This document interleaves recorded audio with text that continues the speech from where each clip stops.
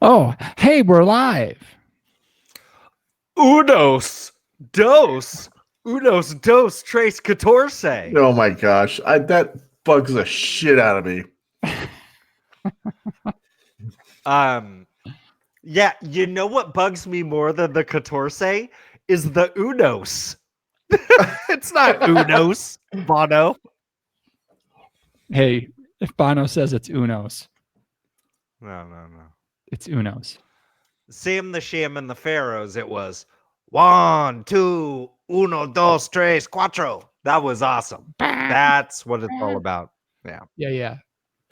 All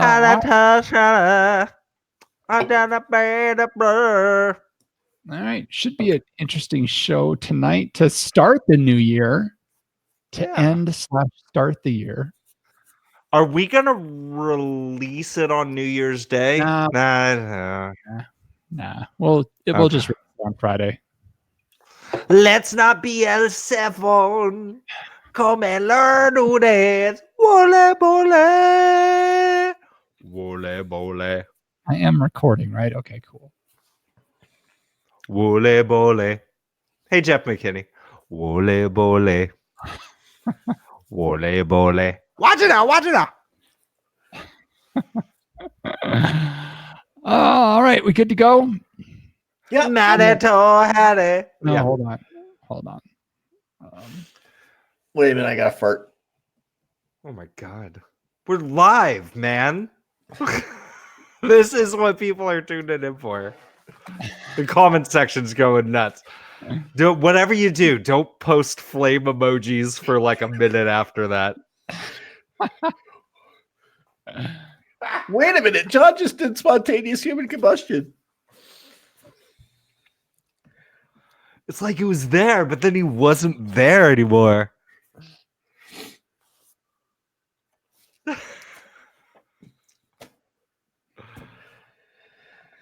We had this beautiful lake with granite and limestone, and then nothing came and it was gone. You mean it dried up? No, that would have been something. This was nothing. Nothing was there. All right. With that, here we go.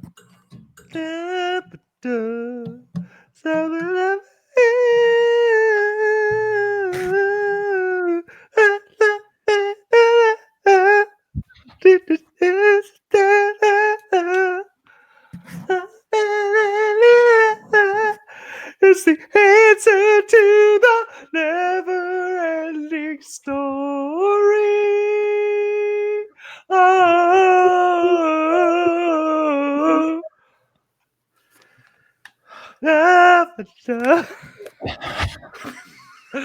That song is never ending. Can I start? Never ending story. They should call it never ending soundtrack. Can I start, or do I need to mute you? Yeah, go ahead. Okay, thanks. Is it safe to put my headphones back on? Yes, Yeah, it's my show, so go ahead. And we're off.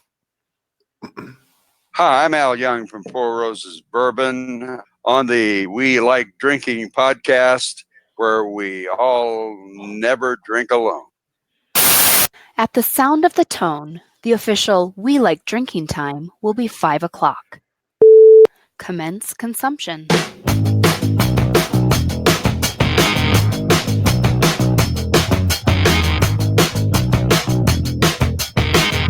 Uno, dos, tres, catorce.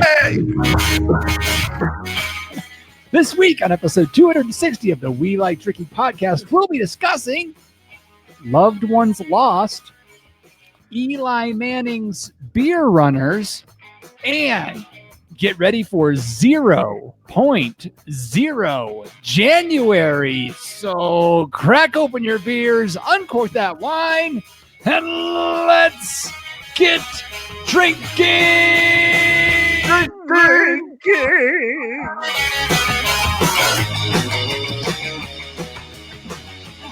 Man. Happy New Year! What are you, Frosty the Snowman? What, John?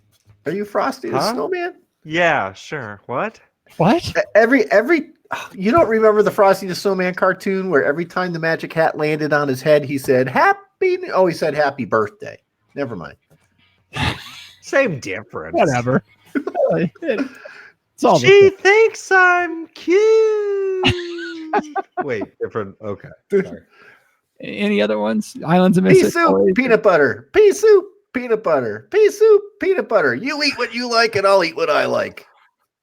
All right. So 2020, the same as 2019 then, as far as we like drinking. Pretty much. Okay, cool. Yeah, Well, in hindsight, it's just like any other year. Yeah. All right. Well, 20, cheers, my 2020. friends, and welcome to Happy Hour 260 of your favorite award-winning topical beer and wine education podcast focusing on fun. That's what we're planning on doing tonight. And this year, all year, we're going to be having all the funs. And if by now you've realized that this is a podcast that you should never miss again, you can make sure that happens by visiting welikedrinking.com/subscribe. So you can get subscribed and never miss another episode. All right. I know we're kicking off the new year. Everything should be kicking off on a high note, a happy note as we charge into 2020. But we did just want to take a moment to express some sadness in We Like Drinking Studios. You may remember back in episode 196, the gentleman that you heard at the beginning of the show, we had a guest on our show, Mr. Al Young from Four Roses Bourbon on the show. You may remember he worked for Four Roses Distillery for more than 50 years. He held many roles. He was the distillery manager, brand ambassador, historian for Four Roses. He wrote a book on the return of a whiskey legend. And he was inducted in the Whiskey Magazine Hall of Fame in 2015 and is also a member of the Kentucky Distillers Association Kentucky Bourbon Hall of Fame. It's sad to say Al Young passed away on Christmas Day at the tender young age of 77. So, Al, you were a joy to have on the show. It was just a pleasure to listen to you. I will never forget his wine, beer, pop culture reference, talking about doing things with your aunt or something like that. But we wanted to take a minute just to make sure we passed on our heartfelt sorrow to his family and to everybody that he touched, and he touched a lot of people's lives. Yeah, we had the pleasure of hanging out with him, combined before and after recording for a total of like 2.5 hours. And, knowing how much I'm honestly missing him right now, I can only imagine the heartbreak that those so much closer to him are feeling right now. And we're just thinking about you guys, and we love you, Al. Yeah, what just so much joy in life, in just everything he did with Four Roses and in his own personal life, just full of joy. I hope I can carry some of that joy in my own life. Absolutely. So, cheers to you, Al. You will be missed. All right, let's move on. Let's find out who we're drinking with tonight and what we're drinking. We have our usual panel members. We have our California Sustainable Wine Growing Ambassador and recovering wine blogger, Jeff Solomon. Man, I'm in the middle of recovering from my vacation, and it continues in like 2 days. So, yeah, a lot of recovery. I'm looking forward to January. We have our commercial brewer and snake wrangler, John Ruyak. Hey, folks. Yeah, we're doing this on Monday this week, and man, it's a good thing because by Wednesday I would just be a total mess. Right. And I am your host and certified specialist of wine, Jeff Eccles. So as you can see, everybody's pumped to be here tonight. Well, I am pumped to be here. I mean, listen. I mean, we did the show after a Christmas party at the brewery last week before Christmas. That was fun. Yeah, work the next day for a couple hours was not easy. Then I got on a plane Monday afternoon, flew out to see my son, his wife, and my grandson. Killer Christmas. Did a lot of cool stuff. Caught a cold. Flew back on Friday. Worked Saturday, Sunday. Today, Monday. Tomorrow, I'm going to a New Year's Eve party. Wednesday, I've been invited to a Matanzas for the first time. The guy who James, the guy who picks up our grain, is like his family goes back like 15 generations in New Mexico. And he invited Matanzas is where they slaughter a pig and they skin it for the leather and they make tallow, but they also spit the pig and they're going to roast it over an open pit.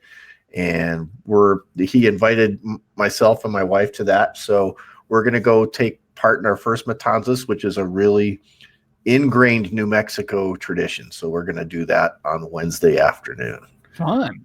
Yeah. Hells yes. Wow. I'll say. Maybe. And everybody I told today is like, you're going to a Matanzas? Man, better call in sick on Thursday. I don't know, Solomon. Maybe we should just stop the show now and move it to Wednesday. Can I do the show lying on the floor here in my office? Oh my Lord. Wouldn't be the first time. No, usually I start standing up or sitting down at least, and then I lie down later. I would be starting lying down. So let's find out what's in everybody's glass. John, what you got? So, truthfully, my son's favorite brewery, where he lives in the Albany, Corvallis area of Oregon, his favorite brewery is Block 15, but he's kind of sick of taking me there. But they truthfully have the best beer in the area, and their restaurant in downtown Corvallis is pretty darn good. So we went on Thursday after Christmas, and I had a couple of killer banh mi sliders that I swear I can still taste them. I mean, I really can't taste. I don't have any, I'm not burping them up still 5 days later, but I just remember the way that thing tastes. And I had this fresh IPA called Fresh Pow for Fresh Powder. Nice. Anyway, it seems to be a Northwest hazy. Nice. So anyway, I had that there, and I also brought back a can of maple porter. Maybe I'll have that next week. But you can buy individual cans, and then I'm going to back that up with their regionally famous Sticky Hands IPA. And this is a flagship. And on that can it says canned fresh, best before yesterday. Whoop. Awesome. So I'm drinking it a day late. Awesome. I did some refrigerator cleaning today, so I'm clearing out some stuff. So I'm doing some repeats on the show. I'm starting off with Murphy's Imported Stout, draft style in a Guinness mug, because that's how I do. And if I get through that one, I've got a New Belgium, the Hemperor, a hops and hemp IPA or PA, whatever you want to call it. So that's what I got tonight. Jeff Solomon, you're muted. Damn it! I'm sure your Hemperor has plenty of cannabidabidabinoids in it too. All the A's, the B's, the C's, and the D's. So, yeah, it was funny. I was wondering whether or not these guys were going to break out some Four Roses in honor of Al Young, and Eccles and Ruyak had both already drained their bottles dry a while ago. But I've been nursing over the last couple of months this single barrel Four Roses Kentucky Straight Bourbon. It is 50% alcohol, directly from barrel SN 474T. One of the things I love so much about Al is, he's a connoisseur of bourbon, and specifically Four Roses. And we were talking about, we spent quite a bit of time talking about like how to taste bourbon.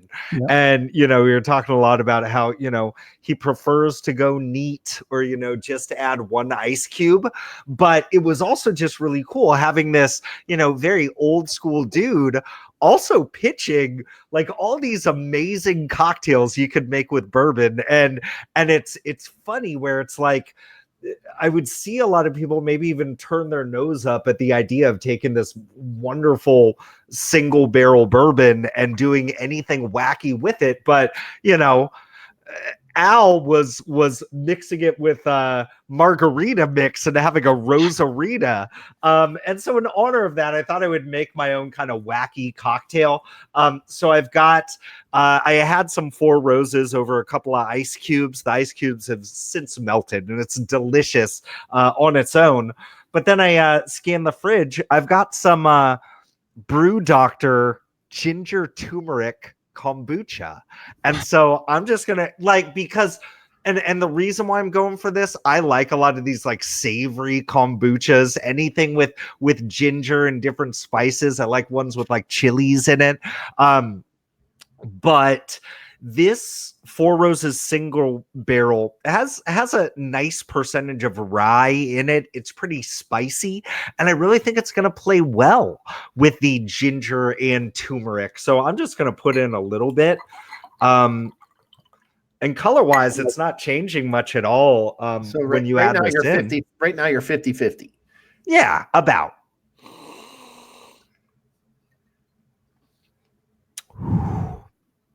In the immortal words of Al Young, "Wa-la-ti-da." This is great.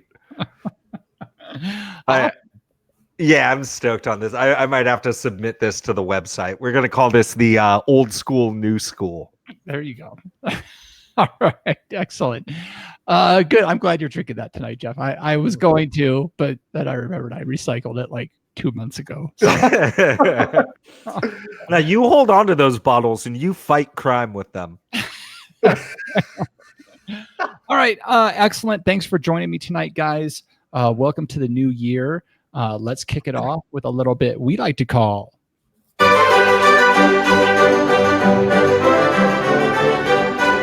wine, beer, or pop culture reference. This is where I am going to give the panel a term, and they are going to tell me if it's a wine term, a beer term, or some kind of pop culture reference. The term this week is Vengerberg.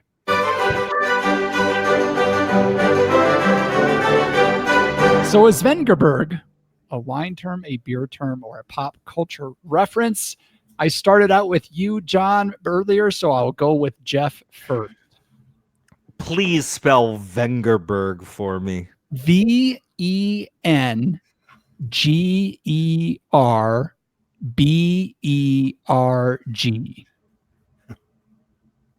Berg. Vengerberg. All right. So I love how everybody's on like these this like Germanic language for these. I think more than anything else to see whether or not we ask for umlauts. I'm gonna assume there's no umlauts or accentos or enys in there. Correct. And so it's fun to kind of see that. And then, I think by default, when a lot of people hear words that sound German, they tend to gravitate towards beer, because I think I drank enough Vengerbergen Schlaugenbrau over December that that would be the first way I would go. But then, is Jeff Eccles the type of guy that's just gonna pound the table to keep our hatred of German beers going? Or is he instead gonna go uber wine geek and say that this is actually a red wine grape, not from Germany, but from Austria? Would Eccles do this? And I'm gonna say, yeah, Eccles is trying to be hip He's trying to be cool, trying to bring back the wine references for 2020. But you know what I'm doing in 2020 is I am fighting the good fight to cut through the bullshit. Wengerberg is a red wine grape from Austria. Excellent guess, Jeff Solomon.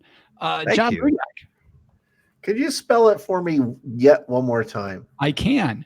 Vengerberg.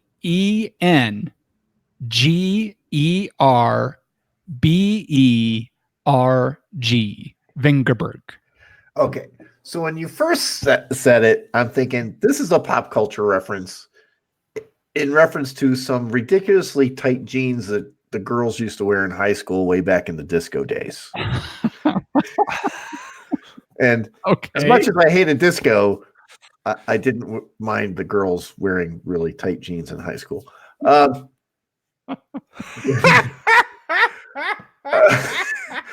likes the Wengerberg. tight pants. He likes the tight pants on. So yeah, I don't wear tight pants. You don't see my eyeballs bugging out, right? Wengerberg. I'm gonna bottom jeans, boots with the fur.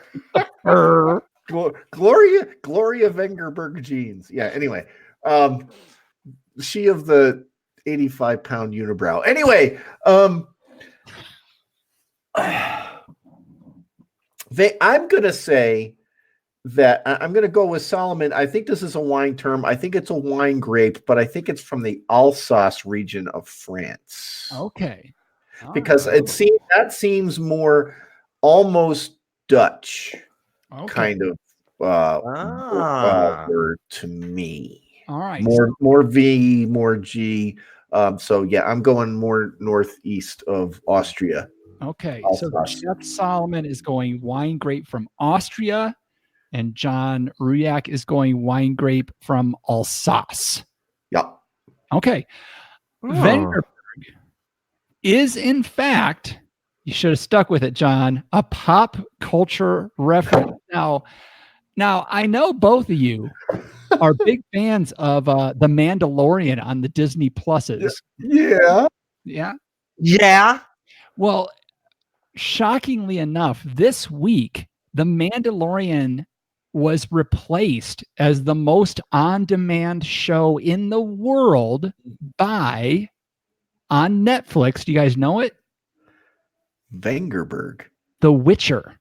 Oh, The Witcher. The Witcher. I have no idea what that is. Wengerberg reverses to Yennefer of Wengerberg, a sorceress in the new Netflix series The Witcher, which, as I said, is overtaken The Mandalorian as the most in-demand show in the world.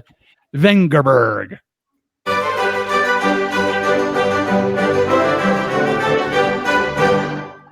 damn it! Because I was True jonesing story. to watch. I was jonesing to watch The Witcher, and then my wife's like, "We were looking up, and then it doesn't start till Friday," and that was like 2 Fridays ago. And I'm like, "Oh shoot, we got to watch it."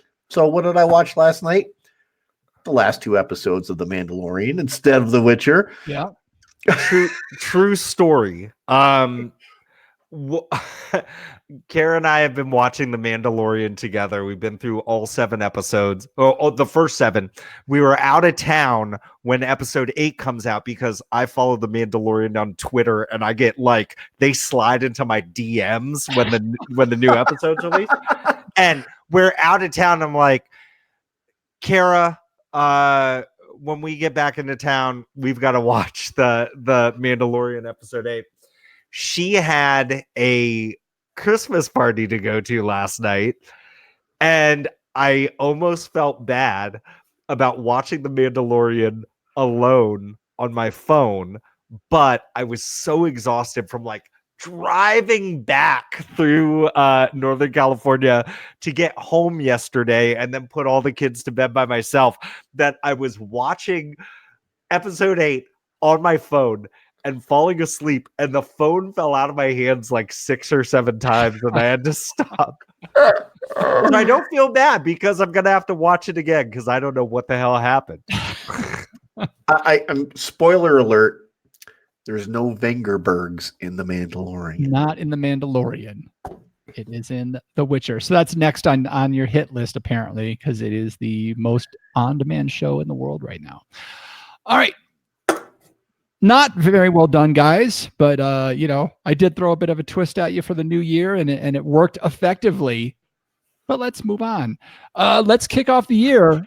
We're going to hit it hard. We're going to hit it as hard as we can with the biggest news we can find. So let's get into, or not. Let's get into Booze News. We discuss interesting, noteworthy, or sometimes some pretty silly things. Oh my goodness. This week, gentlemen, we've got a lot to talk about. I think we'll start with a question for Jeff Solomon, a question for both of our panel members. We're coming into January.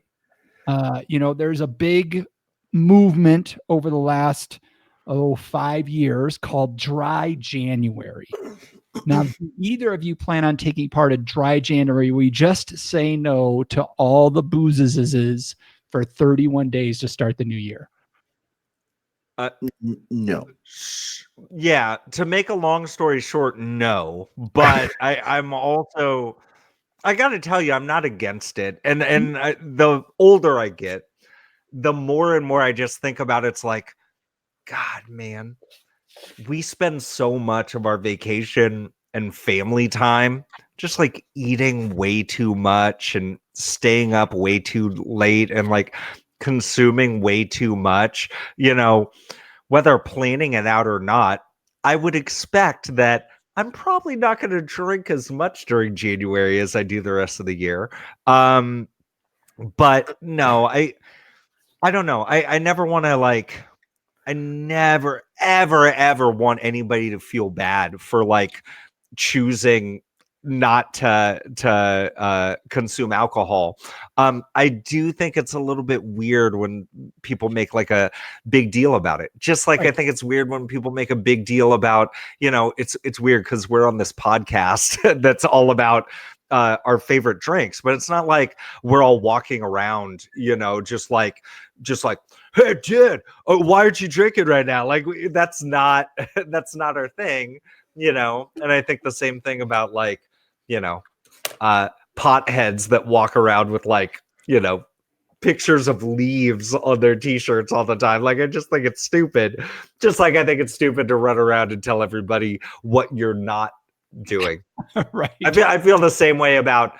And I love my vegetarian and vegan friends. I feel like they get picked on way too much just for choices that they make. But can we all stop defining ourselves by what we do and do not do? I just think it's so silly, man. Right. Sorry. No. Let's go. So it has become a rather popular thing. I think the statistics were almost 25% of drinkers in the United States are planning on partaking in Dry January. We'll see what those numbers are at the end of January, but at least they're planning on trying. So Heineken is launching a limited edition non-alcoholic beer just in time for Dry January. It is Heineken 0.0. Now, Jeff Solomon, yes, you may, good sir, change your mind on the whole Dry January thing when you hear what's up with this. They sell it in a 31 pack, almost like an advent calendar, that every day you can open up and have a Heineken 0.0. So, you can continue what we did in December in January, and the variety will probably be pretty on par. They all taste the same. So I have a little bit of experience with the Heineken 0.0 because when we were pregnant with, and I'm going to say I was pregnant too.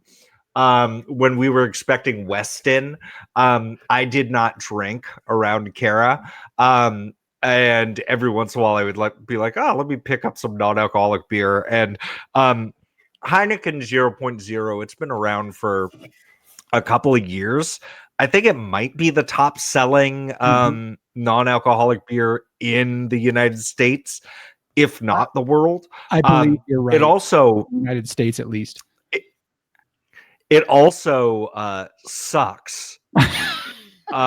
It's not good, and we've had conversations about this before. Yep. It's like, how do you de-alcoholize beer? And I know they have all these fancy terms, but what you do is you brew beer and then you boil it, and then the alcohol goes away.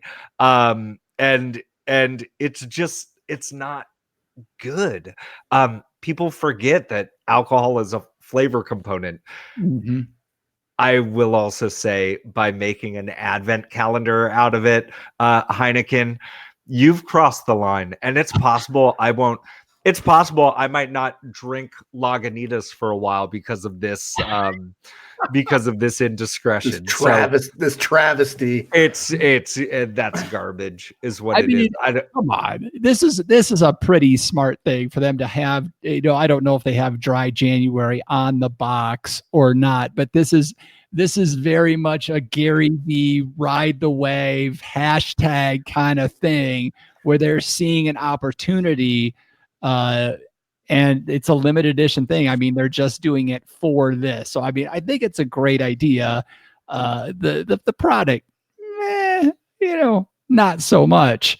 But Jeff Solomon, if you had to, Costco Advent Calendar or Heineken 0.0 Advent Calendar, which one are you going with? The Costco Advent Calendar. Please, everybody, there are like so many better like here's the other thing. Like, how about that? Like, if somebody were an alcoholic and they were in recovery, would you suggest that they start drinking non-alcoholic beers? No.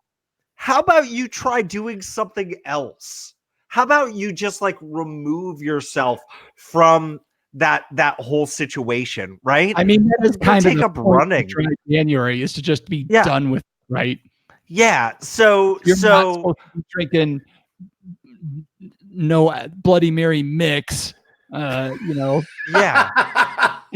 I'm just swigging like Rose's lime juice over ice. Like, I there's that part.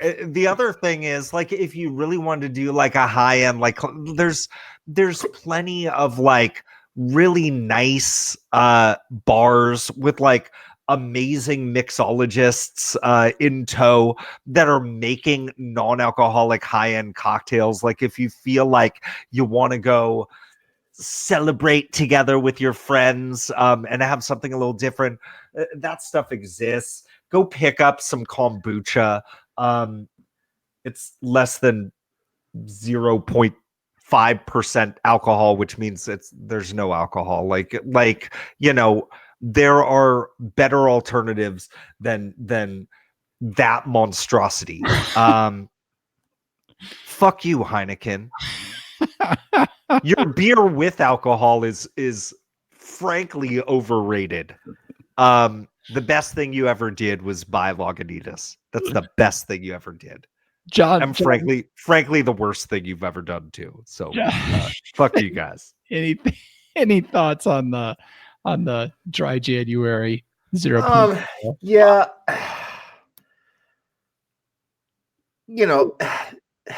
First of all, the whole 23% of people say they're going to not drink in January. I think there's some polling error. There's some people, when are they polling these people? The day after Christmas or New Year's Day when they're hungover? Yeah, I'm not drinking in January. Yeah, and to Solomon's point, I'm not going to diss anybody or feel bad or weird about anybody who decides that they're not going to partake of alcoholic beverages.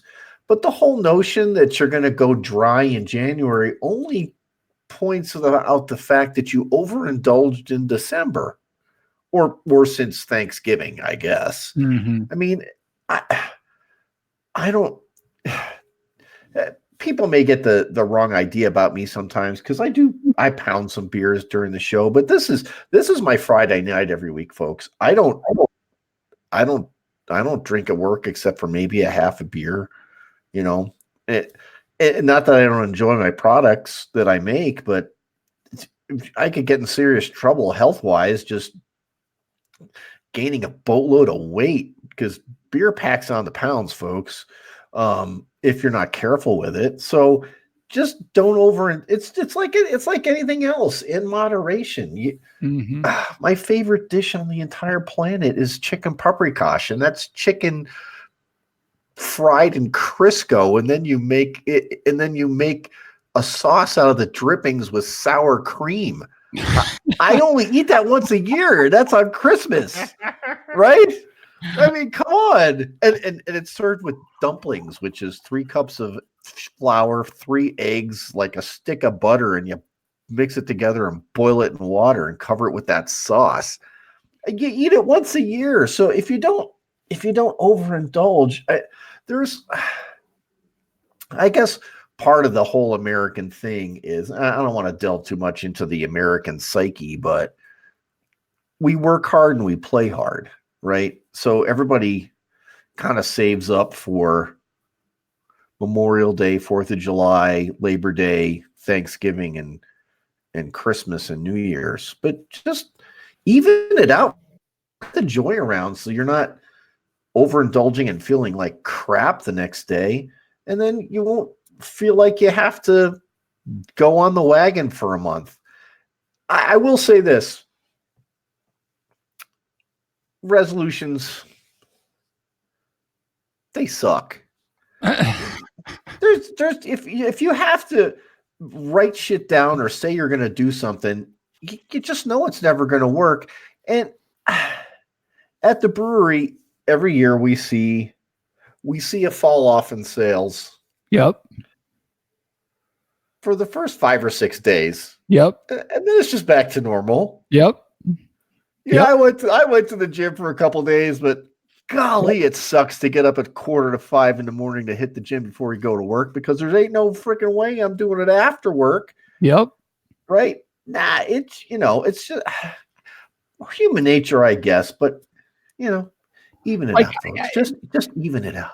I mean, you took us down this rabbit hole. So, I mean, I have no problem with resolutions, but I don't think they have to be at New Year's. I think they can be anytime if you want to make a change in your life, make it. Well, sure. I also think you need to do a little preparation going into a resolution or a change. You can't be sitting there 3 days ahead of New Year's and be like, oh yeah, I'm going to start working out more and I'm going to quit drinking and I'm going to eat healthy and I'm going to go to bed by 9 every night. And yeah, I'm going to do all that. And you have no plan for it. And of course, like you're going to make it 48 hours and you'd be like, fuck that. I need my coffee. So. You know what? Well, a couple of weeks ago, Sharon joined a gym and she was a member of this gym when she first moved down here. And she got a membership. And I wasn't living here at the time because I still had a kid in high school. So, after my youngest graduated high school, I moved from Colorado Springs down here. But she went to this gym and she started going there again. So she kind of had a inactive membership. She goes, you can sign up for $1 and then it's just $40 a month. I'm like, you know what? That's not a bad idea. I like going to the gym sometimes, and especially I have some pretty intense leg workouts when I was playing hockey to build up my, kind of my push-off speed and all that kind of stuff. But then I'm thinking to myself, $40 a month. I'm not going to go. I'm not going to. And finally, she goes, you're going to sign up for the gym? I just looked at her and said, you and I both know I'm going to go for a week. And I'm going to stop. Do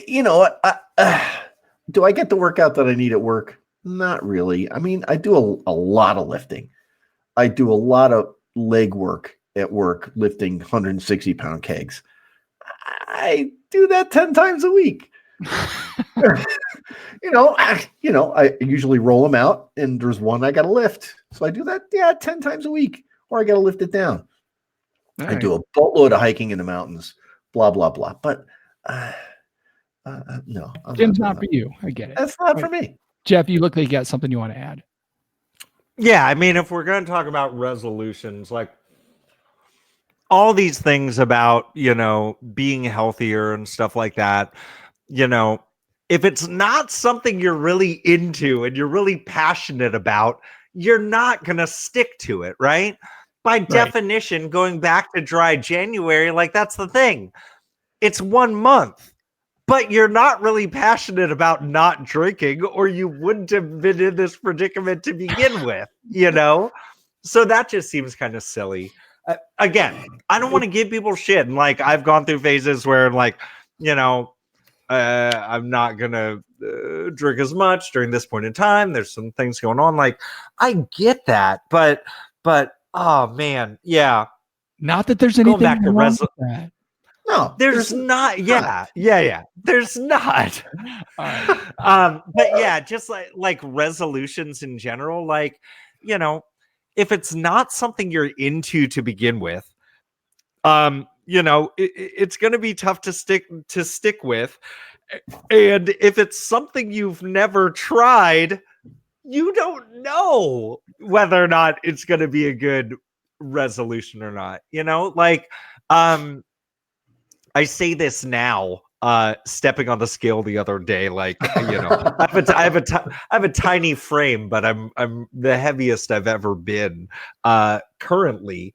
But like, you know, I remember, God, it was like 15 years ago. I just for Christmas, I bought a bunch of running gear and I just started running like around this time, 15 years ago. And it was something I fell in love with. And I did it forever, for the longest time, hard and competitively, because I loved it, right? And I think that's the thing that you know, I would just say to people, right? Like, you know, going back to dry January, if you really think that your drinking habits are a real problem, and I'm being serious here, what you don't need is a month and then falling back off the wagon. Like, maybe drinking is not for you. And I know I haven't said this in a while. Maybe you shouldn't be listening to this podcast either. Like in all seriousness, there are other things that you could be into and you could be passionate about, right? You know, so just throwing that out there. Feel free. Go ahead. Turn off right now. Like, keep the subscription going. We want the downloads, but stop listening. I'll say one other thing about this.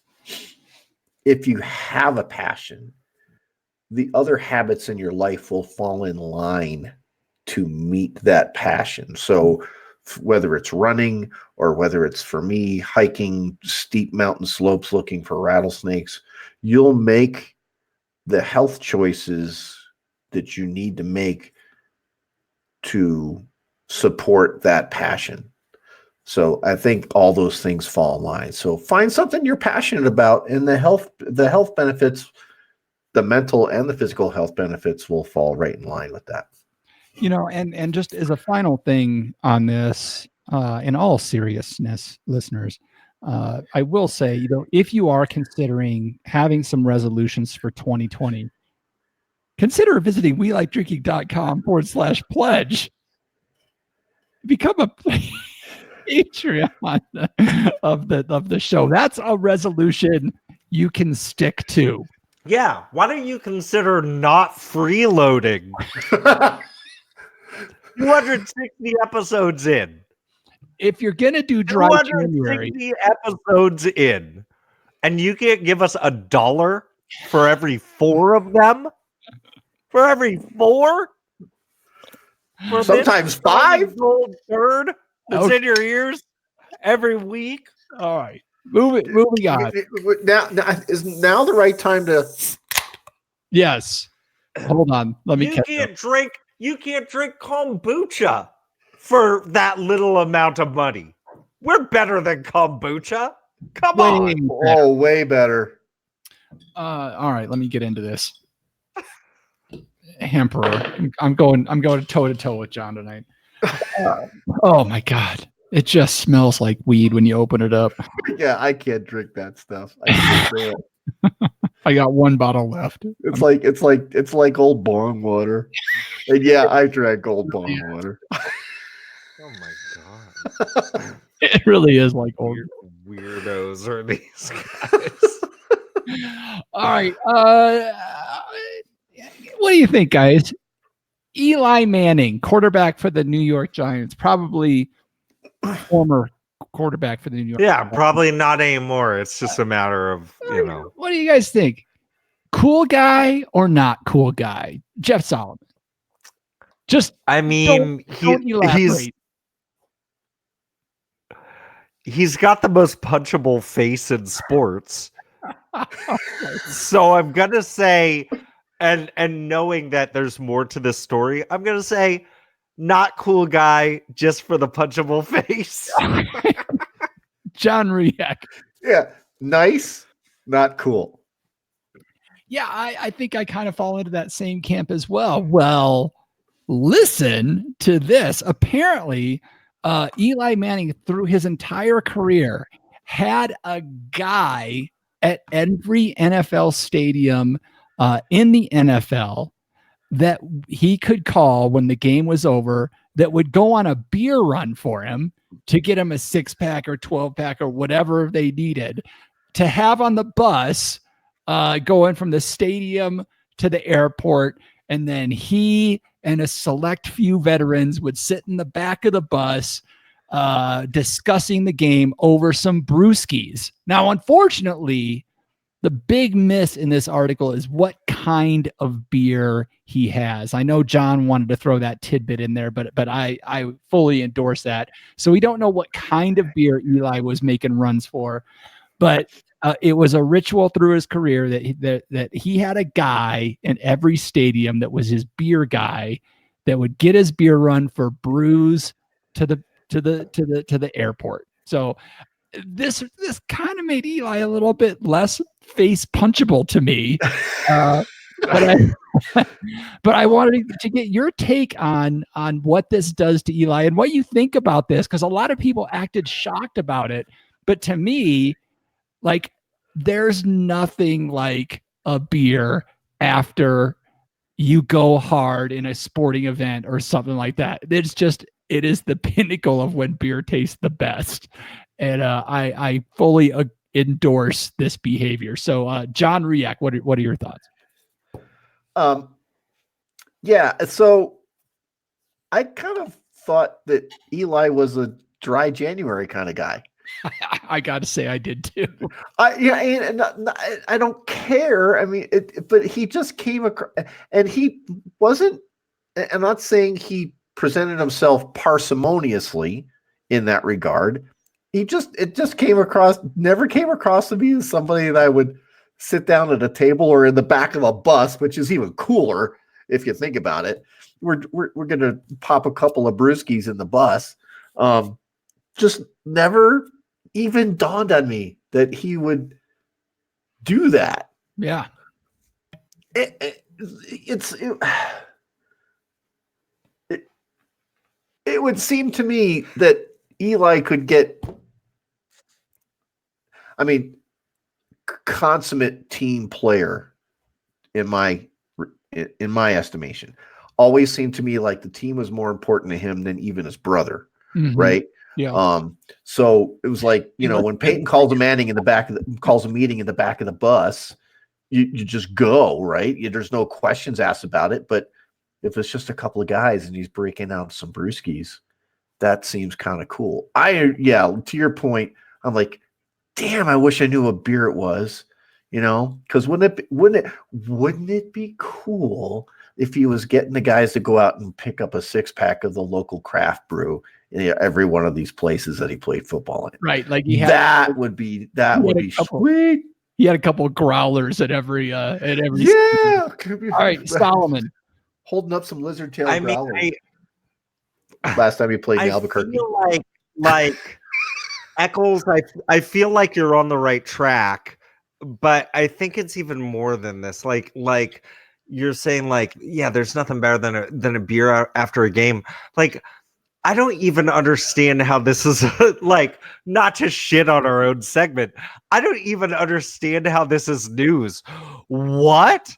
A celebrity millionaire has ice cold beer waiting for them after they do their job. Like, God, Ruyak, would you be What? shocked if, like, after a Led Zeppelin concert, Jimmy Page walks in backstage and there's beer on ice waiting for him? Like, is this really mind blowing?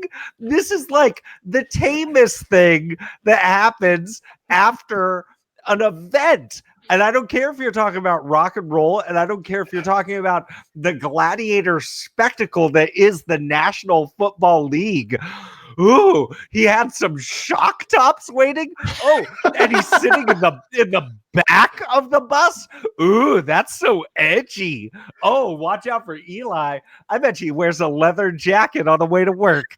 That guy's fucking sharp, man. Like are we really like trying to build up like, look, here's the thing. I joke a lot about this when it comes to like fantasy football, but there is some truth to this. Football is this brutal gladiator sport with this super small sample size of any given season.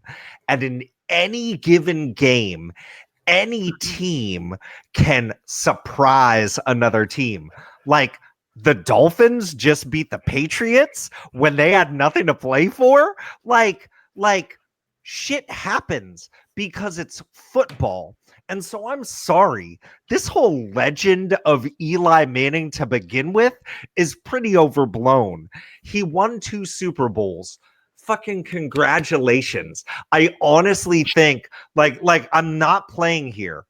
Wins as a statistic and championships as a statistic, they're pretty to look at. And those are flags that fly forever, but they really do not. I'm sorry, when everybody who makes it into the NFL is talented to begin with, they do not speak to your actual level of talent. Eli Manning has always been a middle of the road quarterback that happened to have some amazing breaks fall his way. You think it was skill when David Tyree caught that ball on the top of his helmet? That was fucking luck. Let's stop playing this up like he's some amazing player, and now we're trying to rewrite history that he's like this amazing guy. I'm sure he's nice, and I've had the privilege of meeting a couple amazing athletes in my life, and they're genuinely nice, but they're also human beings. And we all know plenty of like athletes, like folks that we knew that were athletes growing up, that were also kind of dicks and douchebags. And you know, I'm sorry, but I hate it when we like build up these people that happen to be in this position, and now it's like Eli Manning is in, you know, he probably won't play another game in the NFL. Honestly, that should have been the case like 5 years ago. He should have played another game in the NFL. I can't believe that just having like fucking Mike Francesa on the radio behind your back and 2 championships. Like, here's the thing. I feel bad for the Giants because if they hadn't have won those 2 championships, they would be a better team today. Don't you understand? The team extended their losership by winning those 2 totally lucky games earlier in Eli Manning's career. The Giants suck. They're a horrible organization. They fucking draft Saquon Barkley with the number 1 pick last year. And let me tell you something. He's a fucking, and Cody the Shark Snake knows where I'm going with this. Saquon Barkley is a generational talent, but being a generational talent at running back does not mean shit in the NFL. Did you watch the Niners just roll up the Seahawks last night. We're recording on Monday right now. The Niners rolled up the Seahawks with Raheem Mostert scoring 2 touchdowns. Raheem Mostert, who was number 4 on the depth chart for the Niners going into this season.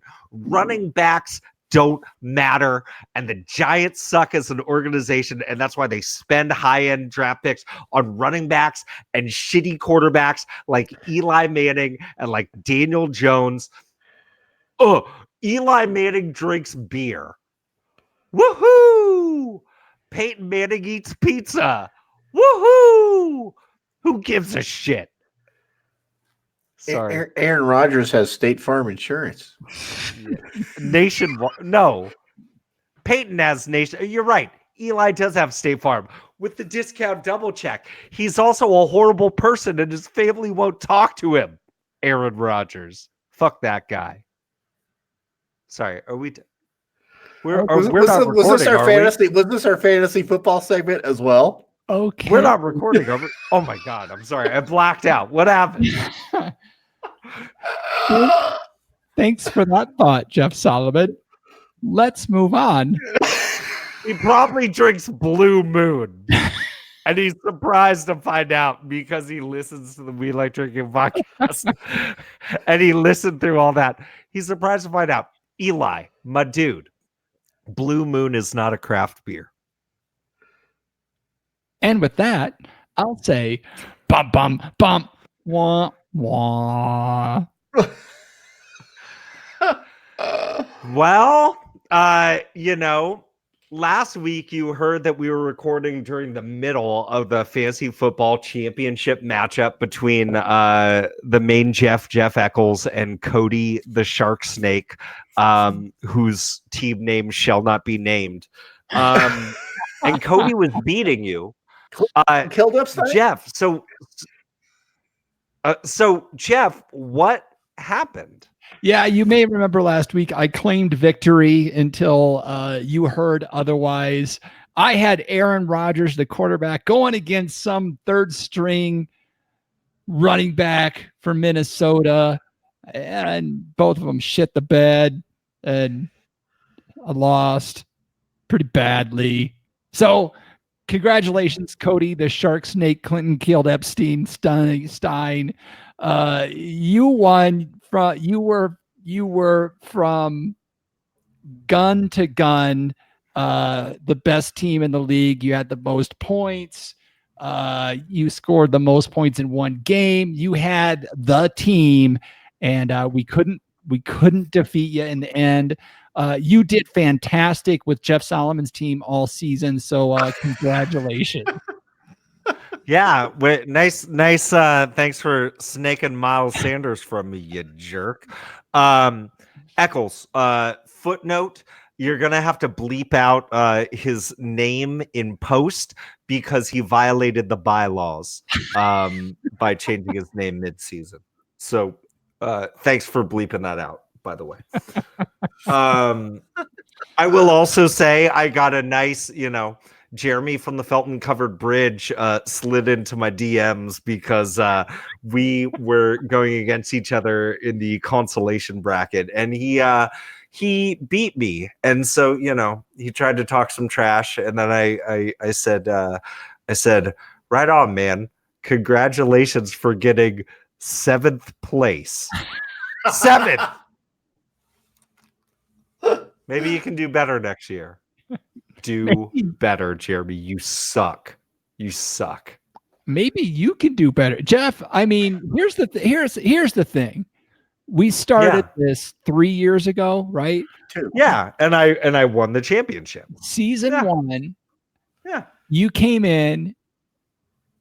It's like you knew what was happening, and you were playing with a bunch of rookies, and you just demolished everybody. Yeah, of course I did. And that's why I start fantasy leagues to win the first year. The level has come up, and then last year, congratulations. You finished in 8th place this year. You beat yourself, your finish from last year. Last year, you finished 10th. So you've gotten, and each year I score the most points in the league. So figure it out. That didn't happen this year or last. It's called luck. I score more points than you, and that's what matters. You deserve to lose. You didn't score more points than me, but whatever. Okay. So thank you to everybody that Hey, you're not gonna speak up, JD McKissick?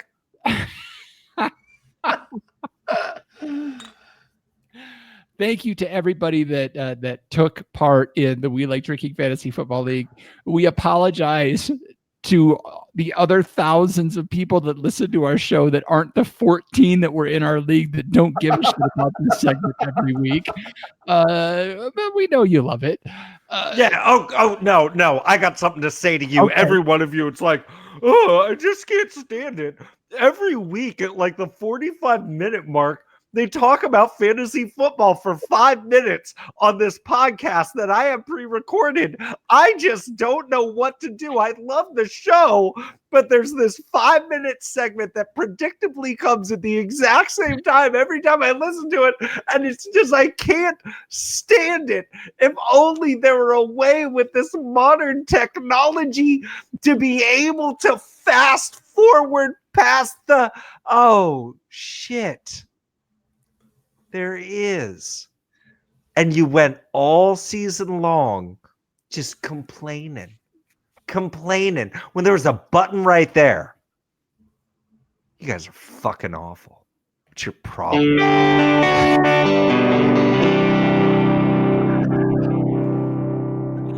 Last call.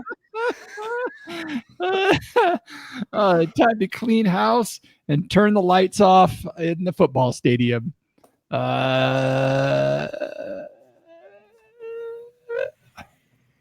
Sure. Jeff Solomon, if folks want to follow us on the social media platforms, where's the best place they can do it? You can follow us on Instagram as We Like Drinking. We're also on Facebook, just like our page, We Like Drinking. We're on Twitter as We Like Drinking 1. That's the numeral 1. It'll probably be that way forever. And the place that you really want to come and hang out with us and share our beverages, see proof that we really party, by joining the tavern. Just go to welikedrinking.com/tavern, or, you're looking at Facebook right now, just search groups and search for We Like Drinking the Tavern and become a part of this really fun community, if you will. John Ruyak, if the folks have some thoughts on the show and they want to help us make it better or let us know what they think, how can they do that? Well, I just had one last thing about the tavern. Nobody really helped me with my cocktail choices for the Robitussin that I put up for my drinking choice on Friday last week. I was really looking for really looking for some input on some Robitussin cocktails. Sorry, Jamarcus Russell told me the best mixture is anything but Robitussin and driving a vehicle. And let's be honest, you weren't drinking Robitussin, you were drinking Tussin. That was the DM, bro. Tussin Max, yeah. So, hey, search up the show on Apple Podcasts. Leave us a 5-star review. The biggest 5-star review you can do. And if you enjoyed this episode in particular, share it with a friend.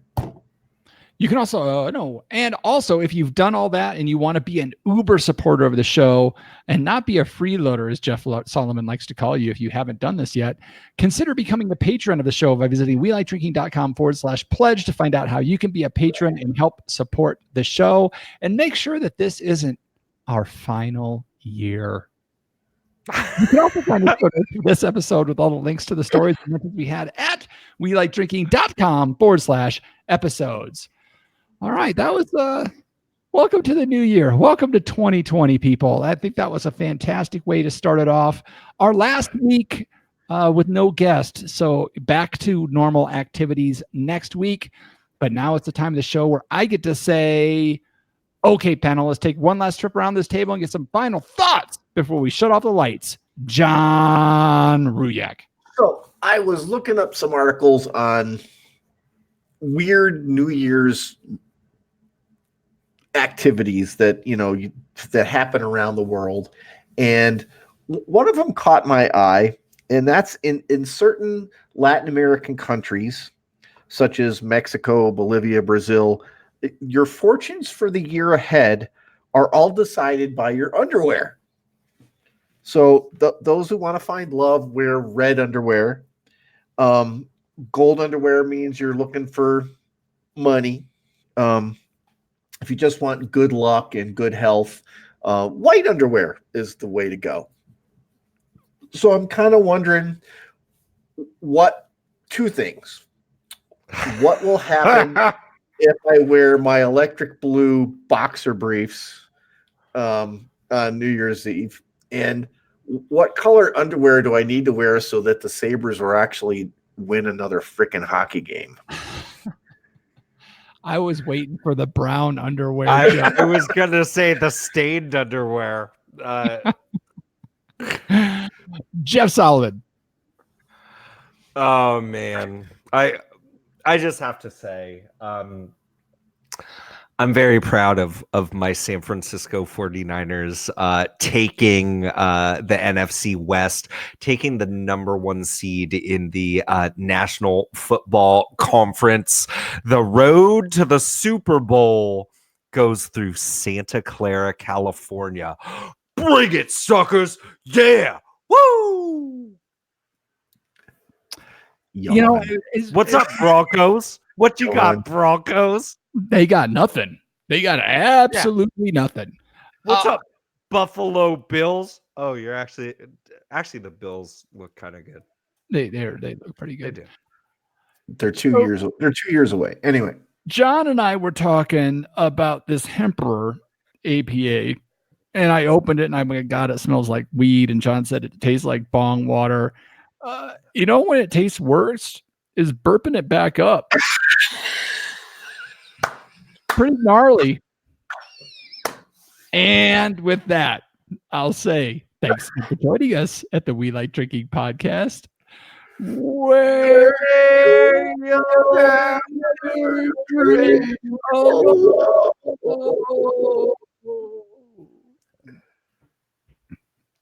burp. Oh God, it's so bad. oh shoot. All right.